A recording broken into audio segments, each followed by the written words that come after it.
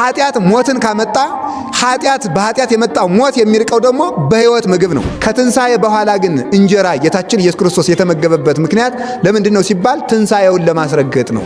ዲያብሎስ በነገሰበት በዚህ ዓለም እንጀራ እየበላ ሰው የሰማይ ቤቱን መስራት አለበት። በቃኝ ባለማለት ሕይወቱ ባክኖ የቀረሰው ብዙ አለ። ያለኝ ይበቃኛል ብላችሁ ሕይወታችሁን ሰብስቡ። ገዳም የሚበላው ለመስራት ነው። ዓለም ደግሞ የሚበላው ለምንድን ነው? የሚሰራው ደግሞ ለምንድን ነው? ለመብላት ነው። ፈረንጆች ሁልጊዜ ጾምን የጠሉበት ምክንያት ሃይማኖት ስለሌላቸው የኑሮ ዋጋ ምግብ ሆኗል። በገነት መካከል ያለው ዕፀ ሕይወት የሚባለው እንጨት አዳም እንዳይራብ ለዘላለም ረሃብን የሚያጠፋለት ነበረ። ገንዘብና ተንኮለኛ ዘማዊ ሰው አንድ ነው፣ ባለቤት የለውም። አዎ ተመልከቱ፣ አይውላችሁ። አሁን እኮ ብዙ ወጣቶች የማታገቡበት ምክንያት እናውቀዋለን። ምክንያቱ የገሌ ነው ይላል ማለት እኮ ነው አይደለም?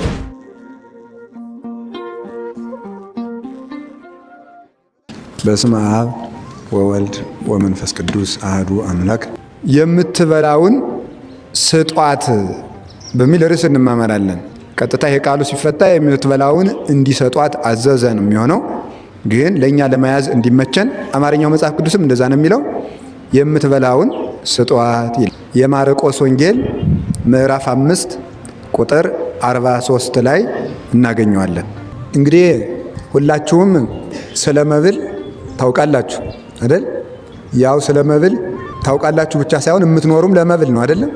ሌላ ምንም አይደለም። ሌላም ትርጉም የለውም። ሰው በዚህ ዓለም ላይ ብዙ አይነት ነው ስለ መብል የተነገሩ ብዙ ንግግሮች አሉ አይደል?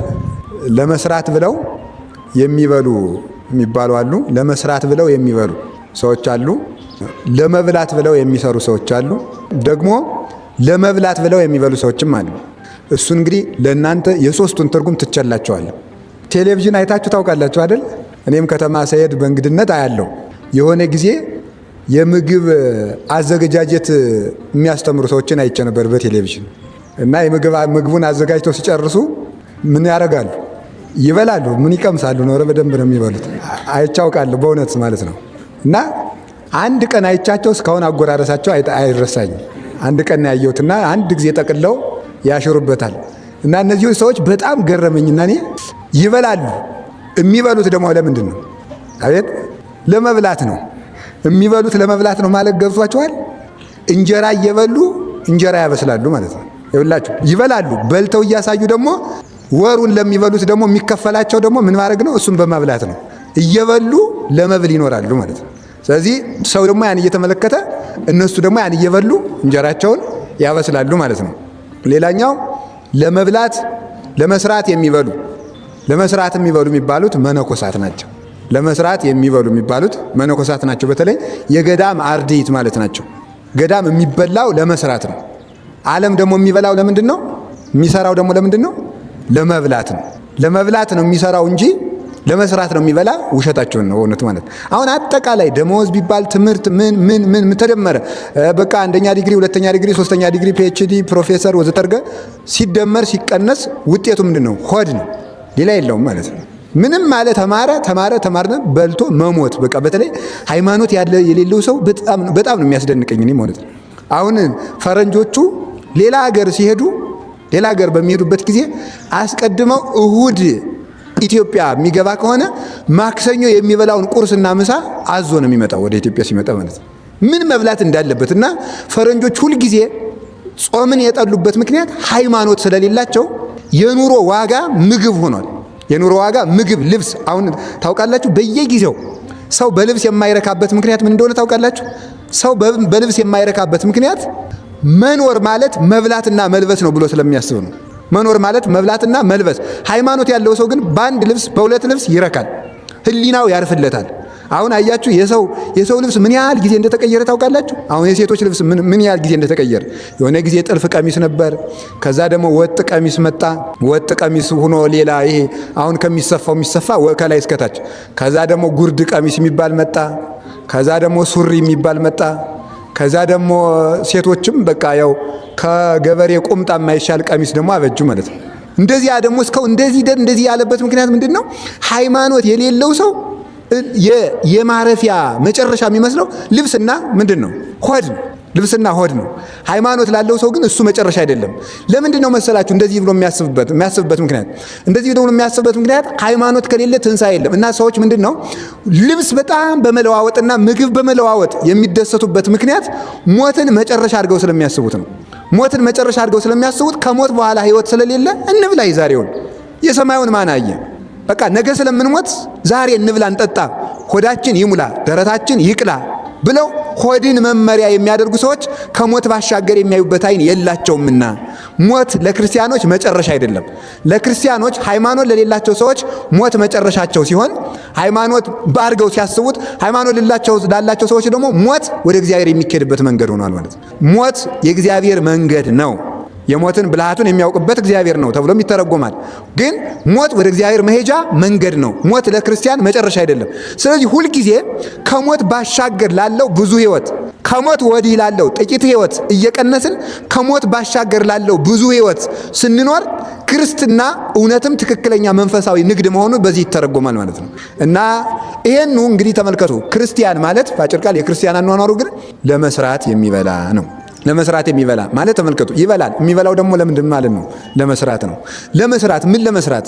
አሁን እስከ ዛሬ ሰው ይበላልና በልቶ መስራት አለበት። እንዲያውም ምን ይላሉ እናቶቻችን ልጆቻቸው ገጠር እስከ ረፋድ እስከ 3 ሰዓት እስከ 4 ሰዓት እንቅልፍ ከተኛ እነሱ ቤተክርስቲያን ደርሰው ሲመጡ ልጃቸው ተኝቶ ከቆየ የንጉስ እንጀራ ተኝተ ትበላለህ እንዴ ይላሉ።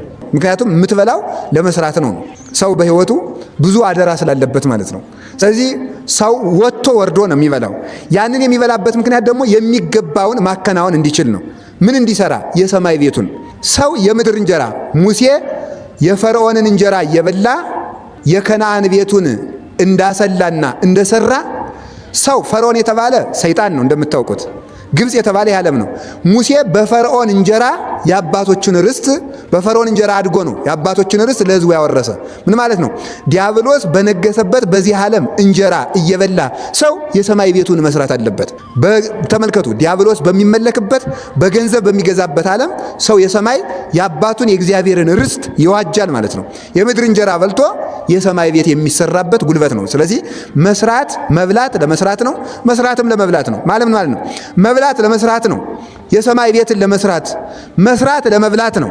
በዚህች ዓለም ሰው የሚገባውን ስራ ካከናወነ በሰማይ ደግሞ የመላእክትን የሕይወት እንጀራ መመገብ ይችላል። ስለዚህ ተመልከቱ፣ ሰው በልቶ መስራት አለበት፣ ሰርቶ ደግሞ መብላት አለበት፣ ስለዚህ ምን አለ ጌታ? ወጥተህ ወርደህ ጥረህ ግረህ ብላ። በጣም የሚያስደንቁ ነገሮችን እነግራችኋለሁ። ጌታችን መድኃኒታችን ኢየሱስ ክርስቶስ ከሞት ያስነሳቸው አሁን በታሪክ የምናመጣቸው ሰዎች አሉ። እነሱን ካስነሳ በኋላ ቀጥታ ምን እንደሆነ ያለ የሚበላ ስጧቸው ነበር የሚል። ጌታችን መድኃኒታችን ኢየሱስ ክርስቶስ ከሞት ተለይቶ ከተነሳ በኋላ ምንድነው ያደረገው? ከሐዋርያት ጋር አብሯቸው አሳ ነው የበላው። አሳ በላ እና መብል የትንሣኤ ማረጋገጫ ነው ማለት ነው። ጌታ እንዲያውም ከዚያ የተነሳ ከአንደኛው ክፍለ ዘመን ጀምሮ ብዙ አባቶቻችን እኔ ሙቼ ተነስቻለሁ ካለ ማስረጃ የሚያደርጉት መጀመሪያ መሞቱን ያረጋግጣሉ። ሙቶ በጉድጓድ ተቀብሯል ወይ ብለው ሰው ይጠይቃሉ። ሁለተኛ ደግሞ ምን ያደርጋሉ? ሙቶ ከተቀበረ በኋላ ስንት ቀን ሆኖታል ብለው ያረጋግጣሉ።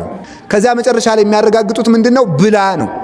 ከበላ የሰው በእርግጥ ተነስቷል። የተነሳው በእርግጥ ሰው ነው ማለት ነው። በእርግጥ ሰው ነው። ለምን? ሰይጣን የሞቱ ሰዎችን መስሎ ከሞት ተነስቻለሁ ብሎ ለሐሰት ትምህርት ስለሚቆም ሰይጣን ደግሞ አይበላም። ማወቅ የሚገባችሁ ሰይጣን አይበላም፣ አይጨበጥም፣ አይዳሰስም። ለምታት አጥንት፣ ጅማት፣ እጅ፣ እግር የለውም። ጥርስ፣ አፍ የለውም። መስሎ ይታያል እንጂ በተግባር መፈጸም አይቻለውም። ልክ እንደ ጥላ ነው። ስለዚህ ተመልከቱ፣ ምታት ከሆነ ሊበላ ስለማይችል በማብላት መነሳቱን ያረጋግጡ ነበረ። ጌታችን መድኃኒታችን ኢየሱስ ክርስቶስ እስከ ትንሣኤ ድረስ የበላው ልክ እንደ ሰውነቱ እንደኛ የሚራብ የሚጠማ ሥጋ ስለለበሰ ነው። ከትንሣኤ በኋላ ግን እንጀራ ጌታችን ኢየሱስ ክርስቶስ የተመገበበት ምክንያት ለምንድን ነው ሲባል ትንሣኤውን ለማስረገጥ ነው እንጂ ከትንሣኤ በኋላ የክርስቶስ ሥጋ አይራብም፣ የክርስቶስ ሥጋ አይጠማም። ልክ እኛ እንኳንስ የክርስቶስ እኛም ከሞት ተለይተን ከተነሳን በኋላ ጌታችን ኢየሱስ ክርስቶስ ሲመጣ ከትንሣኤ በኋላ የእኛ ሥጋ አይራብም አይጠማም። ስለዚህ ክርስቶስ ከትንሣኤ በኋላ ለምን በላ ለምን ጠጣ ሲባል ሐዋርያት ምታት ነው እንዳይሉ በምታት እሱን መስሎ ሰይጣን አታሎን ነው እንጂ እሱ ከሞት ተነስቶ አይደለም ብለው ትንሣኤውን እንዳይጠራጠሩ ከነሱ ጋር የተጠበሰ አሳ በልቶ ትንሣኤውን አስረግጦላቸዋል ማለት ነው። ስለዚህ ሰው ከትንሣኤ በኋላ መብላለው ከትንሣኤ በፊትም መብላለው።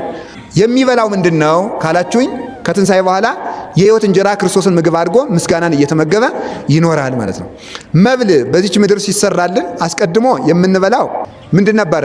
የገነት ሕይወትን የገነት ምግቦችን እንበላ ነበረ።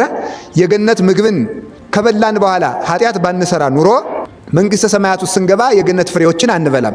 ምንድን ነበር የምንበላው? አዳም 1000 ዓመት ሲሞላው መንግሥተ ሰማያት ይገባል። መንግሥተ ሰማያት ከገባ በኋላ ሌላ ምግብ አይበላም። ዕፀ ሕይወት 1000 ዓመት ዕድሜ ሲሞላው ዕፀ ሕይወት የሚባል በገነት ካሉት እጽዋት የመጨረሻውን ምግብ ይበላና እሱን ከበላ በኋላ በመንግሥተ ሰማያት ሳይራብ ለዘላለም ይኖራል። ዕፀ ሕይወት በገነት መካከል ያለው ዕፀ ሕይወት የሚባለው እንጨት አዳም እንዳይራብ ለዘላለም ረሃብን የሚያጠፋለት ነበረ። በኋላ አዳም በበደለ ጊዜ ከገነት እንዲወጣ ተደረገ። ከገነት የወጣበት ምክንያት ምን መሰላችሁ? አዳም የዘላለም ኃጢአት ስለሰራ የዘላለም ሕይወት አይገባውም። የዘላለም ሕይወት የሚያገኘው ደግሞ በዕፀ ሕይወት ነበረ። ዕፀ ሕይወትን ከበላ ደግሞ አይሞትም። ስለዚህ የኃጢአቱን ዋጋ ሰው የዘራውን ስለሚያጭድ ኃጢአትን ዘርቶ ሕይወትን ማጨድ ስለማይቻል ኃጢአትን ዘርቶ ሞትን ነው ማጨድ የሚቻለው። ለምን? የኃጢአት ደመወዙ ሞት ስለሆነ። ስለዚህ አዳም ኃጢአትን ዘርቶ ሕይወትን ማጨድ ስለማይችል ከዕፀ ሕይወት እንዳይበላ ከመይባ አዳም ተመልከቱ ውስተ ገነት ሀቢሎ ውስተ ገነት አዳም ተደፋፍሮ ወደ ገነት እንዳይገባ ተመልከቱ። ወይብላ ዕፀ ሕይወት ከዕፀ ሕይወት ከዕፀ ገነት መብላት እንዳይችል እግዚአብሔር አዘዞም ለሱራፌል ዘውስተ እደዊሆሙ ሰይፈ እሳት እንተ ትትመያየጥ የምትገለባበት የእሳት ሰይፍን በእጃቸው የያዙ ሱራፌልን ገነትን እንዲጠብቁ አደረጋቸው። ለምን ሲባል ለአዳም ለዘላለም ረሃብን የሚያርቅለት እንጨት እንዳይበላ ማለት ነው፣ እንዳይበላ።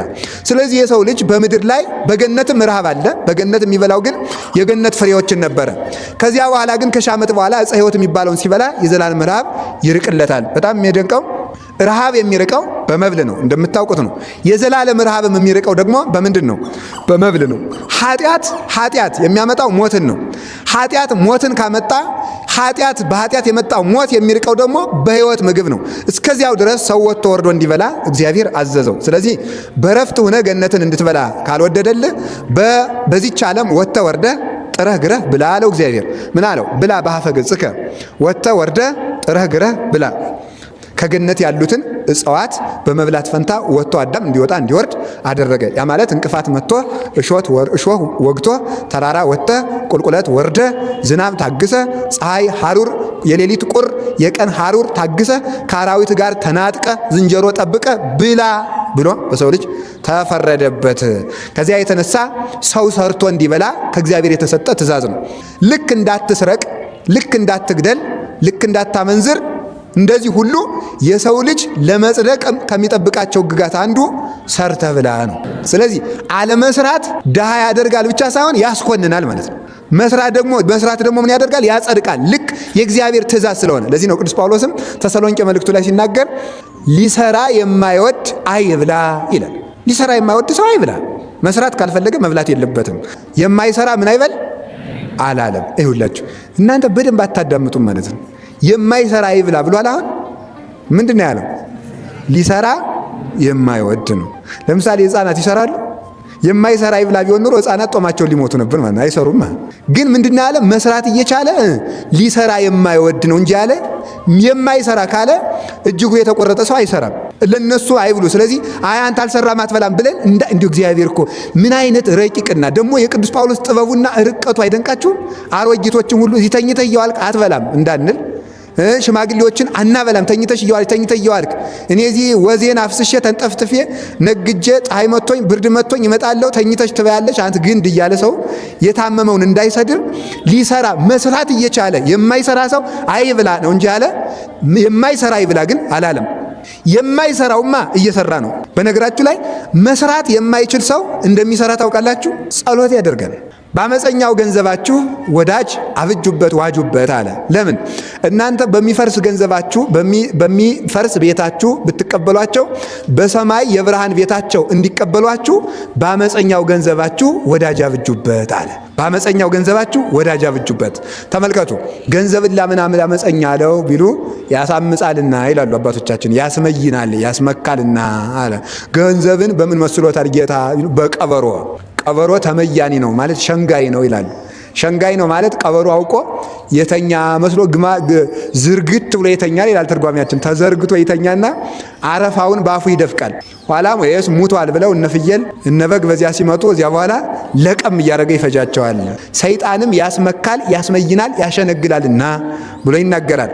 ገንዘብ ተመልከቱ፣ አመፀኛ ያለው አመፅ የሚሰራው በገንዘብ ነውና፣ አመፀኛ ያለው ደግሞ ምን አሉ ተመልከቱ፣ ሰዎች ሲወስዱት የገሌ ነኝ አይልም ይላል። አሁን የእናንተን እዚህ አንድ ብራችሁን እዚህ አግኝቼ በወስደው ኧረ የገሌ ነኝ አስቀምጠኝ አይልም ማለት ነው።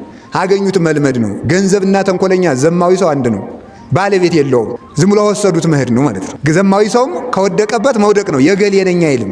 አዎ ተመልከቱ፣ አይውላችሁ። አሁን እኮ ብዙ ወጣቶች የማታገቡበት ምክንያት እናውቀዋለን። ምክንያቱ የገሌ ነኝ ላለ ማለት እኮ ነው አይደለም። ባለቤት እንዳይኖራችሁ ነው። ዝም ብላችሁ ሄዳችሁበት ማደር፣ ሄዳችሁበት መዋል፣ ለማጭበርበር እንዲመቸው ነው ብዙ ሰው የማያገባ ማለት ነው። አረ ትዳር ከባድ ነው ይላል። አውቁ ማለት ከባድ ነው። እዚያ ብዙ ነገር አለ፣ አስተዳደር አለ፣ ምን አለ። ምንም እኮ አዲስ ነገር የለውም። ያው የሚበሉትን ነገር ለሁለት መብላት ነው አይደለም እንዴ? ለሁለት መብላት መጽደቅ ነው። አሪያ ግን ብዙ ሰው እያጭበረበረ ህይወቱን በዝሙት እንዴ እኮ አንድ ሰው አለ፣ ሰምታችኋል አይደለም? ልጄ ምንድነው የማትማር ሲሉት ምበላው የሌለ ሆኖ አላቸው አይደል? አንድ ጳጳስ ምን አሉት እሳቸው? ስትደነቁር ምን እየበላ ደነቆርክ ብለውታል አይደለም እንዴ? ዝሙት የምትሰሩበትን ገንዘብ ትዳር የማትዙበት ለዝሙት የግድ ባለ ትዳር በትልቅ ቤት መኖር አለበት ያለ ማን ነው እንዴ? ተመልከቱ። ሰው በኪራይ ቤት በዶርም እየኖረ ስንት ነገር ይሰክራል፣ ይጠጣል፣ ያለ መጠን ይበላል። ለሱ ሲሆን ግን ትዳር ሲሆን በጣም አጋኖ ፍላጎቱን እስከ ሰማይ የደረሰ በማድረግ በቃኝ ባለማለቱ ይትና ህይወቱን በዝሙት ሲያባክን የሚኖር ብዙ ሰው አለ። በቃኝ ማለት ይገባል። ያ ማለት ሰው ለትዳሩ ለልጆቹ መስራት አለበት፣ ተግቶ መስራት አለበት። ባይሆን ግን ተመልከቱ፣ የአቅሙን በቃኝ ብሎ እግዚአብሔር ባርክልኝ ብሎ መጥኖ መኖር አለበት። ፍላጎት ካልተገደበ አይን ቢያይ እንደማይሞላው አይን የሚሞላ ቢሆን እኮ ገና በ5 ዓመታችን እውር ነበርን ማለት ነው። አይን አይሞላም። አይን እንደማይሞላው የዚህ ዓለም ፍላጎት እንደ አይን ነው። መቃብር ቢቀበል እንደማይሞላው፣ ገሃነም ቢውጥ በቃኝ እንደማይለው ተመልከቱ። ገሃነምና መቃብር እንደማይጠግሙት፣ አለቅት ቢበላ በዚህ ዓለም ትልቁ ሆዳም እንስሳ ትል ነው። በጣም ነው የሚደንቀው ማለት ነው። ከጅብ ይልቅ በጣም ትልቁ ሆዳም ትል ነው። ለምን ብትሉኝ አሁን ጅብም አንድ አህያ ከበላ እዚያ በኋላ ብዙም አያስቸግርም። ትል ግን በጣም የሚደንቀኝ ነው። መጠኗ በጣም ትንሽ ነው። 24 ሰዓት ነው። ሳምንት ሲበላ የሰው ቁስል አይጠግብም። ሳምንት የሚበላ እና ለዚህ ነው ጌታ በገሃነም ላይ ትሉ የማያንቀላፋ ነው ያለው። ምንድን ነው ያለው ቅዱስ ዮሐንስ አፈወርቅ? ትል የማይጠግብ ነው። ለምን ጅብ አላለውም ሰይጣንን? ለምን አንበሳ አላለውም? እና አንበሳማ ይጠግባል። ግን ሰይጣን ሰውን ቢያስት ስለማይጠግብና የሲኦል መከራ ማብቂያ ስለሌለው በማይጠግበው በትል መሰለው ብሎ ይተረጉማል። ትሉ የማያንቀላፋ ነው የተባለበት ምክንያት ትል እንደማይጠግም ገሃነምና ሲኦል ሰይጣን አለቅት ሆነው አይጠግሙም። በቃኝ የማይል ሰው ይሄን አርጌ እያለ በቅድ ብዛት ጽድቅ የማይሰራ ሰው እሱ ገሃነም ነው። በቃኝ ብሎ በጊዜ ራስን ለይቶ መኖር ይገባል። እና በቃኝ እንድንልም አምላከ ቅዱሳን ይርዳል። ቅዱስ ጳውሎስ ምን አለ? የዕለት እንጀራ የዓመት ልብስ ካገኘን ይበቃናል ብሏል። ልጅ ላለመውለድ የምታመካኙ ሁሉ ይህን ማወቅ አለባችሁ። በእውነቱ ማለት ነው። ልጅ ገና ሰርቼ ይችን አርጌ ቤት አደራጅ የሚል ሰው እስከ መቼ ድረስም አይሳካለትም። ስለዚህ መሆን ያለበት በትንሽ ነገር ታምኖ ያገባ ሰውም ልጅ መውለድ አለበት። የአቅሙን እየሰራ ከወለደ እግዚአብሔር ይመግባል። ትሎችን የሚያስተዳድር እግዚአብሔር፣ የሚመግባቸው እግዚአብሔር አለ። ቁንጫጭቱን፣ እባቡን፣ አይጡን፣ ጓጉንቸሩን፣ ጉርጡን መግቦ የሚያሳድር እግዚአብሔር አለ። እየሰሩ ነው፣ ተኝቶ ግን አይደለም። ስለዚህ ሰው በቃኝ ካላለ መዳኛ የለውም። አንዱ የክርስቲያኖች የህይወት መመሪያችን በቃኝ ነው። ምንም ቢሆን አንድ ለቤተ ክርስቲያን አንድ ለቤት 2 ልብስ ያለው ሰው በቃኝ ብሎ ለመኖር በቂ ነው የሚለው መጽሐፍ። በቃኝ ብሎ ለመኖር አንድ ለቤተ ክርስቲያን አንድ ለቤት ልብስ ካለው የህይወቱን መስመር መጀመር አለበት አንድ ሰው ማለት ነው። የዕለት እንጀራ ካለው የህይወቱን መስመር መጀመር አለበት። መስተካከል አለባችሁ። ለምን? ገንዘብ የለኝም በሚል ስበብ ወጣቱ በዝሙት እያለቀ ስለሆነ ማለት ነው። አሁን እንደው በእውነቱ እስኪ እግዚአብሔር ያሳያችሁ። ሴቱም አይጨበጥም፣ ወንዱም አይጨበጥም። አሁን በእውነቱ ማለት ነው። ወንዱም ማግባት አይፈልግም፣ ስለዚህ እዚያም ማውደልደል ነው። ሴቱም ደግሞ ማግባት አይፈልግም፣ አላሟለው ማሟልቼ እያለ ህይወታችሁ ይባክን ሲል ትዳር ትዝ ሲላችሁ የለም አልቋል ዘመናችኋ። ወደ 40 ዓመት ወደ 38 ወደ 39 ወደ 45 ስትደርሱ ትዳር ትዝ ይላችኋል። ማንም ስታውደለድሉ ትኖሩና አራቱም አምስቱም አስሩም አውደልድላችሁ ሲያማችሁ ጊዜ ባል ቢኖረኝ ኖሮ ይህን ጊዜ ሚስት ብትኖረኝ ኖሮ ሲባል ባል የለም። ቢደረግ ቢሰራ ዘዋዲ አይገኝም። ሚስትም የለም። እውነቴን ነው የምነግራችሁ። ለሁሉም ጊዜ አለው። ቀልድ ሊመስላችሁ ይችላል። በሕይወታችሁ ታጭዱታላችሁ ስትዘሩት የኖራችሁትን። ብዙ ሰው እየተቸገረበት ያለ ይሄ ነው። በቃኝ ባለማለት ሕይወቱ ባክኖ የቀረሰው ብዙ አለ። ያለኝ ይበቃኛል ብላችሁ ሕይወታችሁን ሰብስቡ። እግዚአብሔር ሆይ ምራኝ፣ የምሰራውን ስራም አንተ አከናውንልኝ፣ ባርክልኝ፣ በትንሽ ነገር እንድባረክ እንዲበቃኝ አድርገኝ ካልን እግዚአብሔር ይሰበስባል። ስለዚህ ተመልከቱ፣ ወጥተህ ወርደህ ጥረህ ግረህ ብላ ያለው ተመልከቱ። መስራት አንድ የጽድቅ አካል ስለሆነ ነው።